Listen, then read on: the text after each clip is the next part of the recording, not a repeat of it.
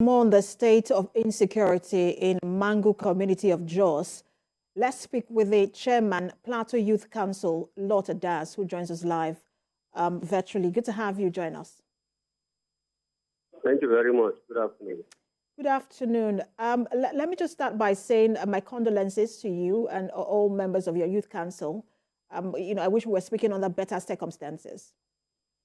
Thank you very much.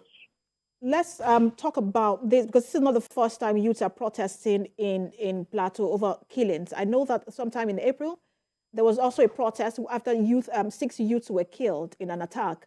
In early this month, on the 3rd of May precisely, women also protested the incessant killings and attacks in Plateau State. But talk to us about why these attacks persist.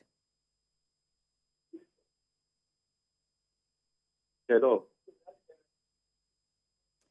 Hello? I can hear you. I was asking you to talk to Ross about why these attacks in Plateau persist.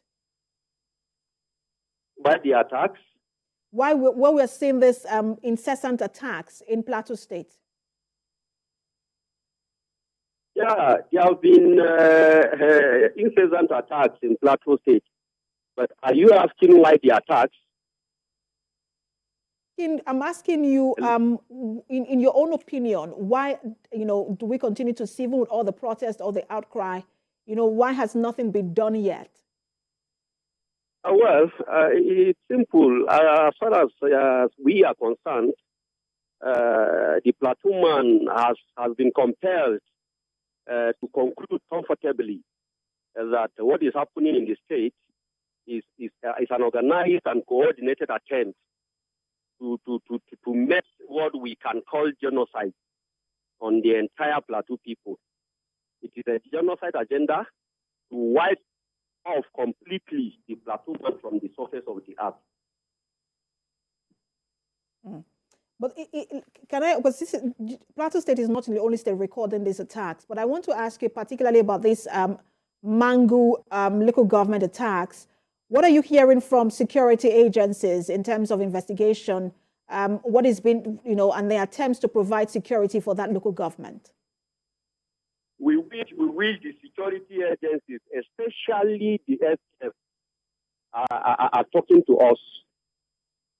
Constitutionally, it's the STF that is saddled with the responsibility to provide immediate and prompt response in situations of attacks. Our story in Plateau State is quite pathetic. We have been neglected by the same security agencies, especially the STF.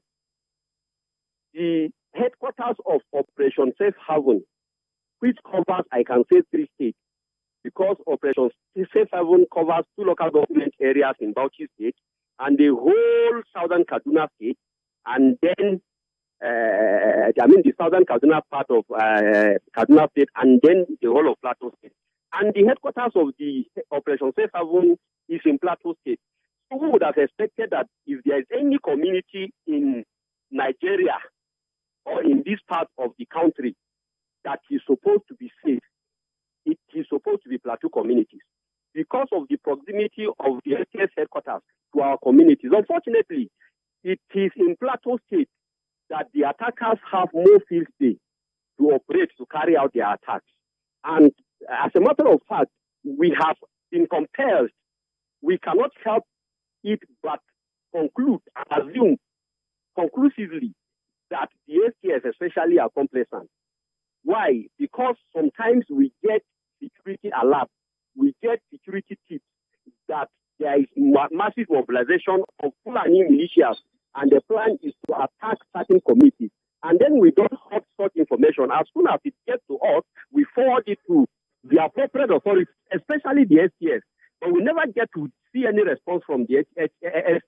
And even when the attacks begin to happen, and then we put across a distress call, you never see any of them come around until when the attackers are conclusively done with their operations and, have left. That is when you begin to see, the security personnel, the STF personnel especially, coming around. So we feel there is a kind of compromise. There is serious complacency on the part of the STF. And as Plateau people, I can tell you for free that we are not just beginning to lose confidence, but we have totally lost confidence in the SAF, especially under the leadership of the present commander. His disposition is not a friendly one at all. So, he doesn't seem to even have that. Mr. Addas, let me come in here because all right, Mr.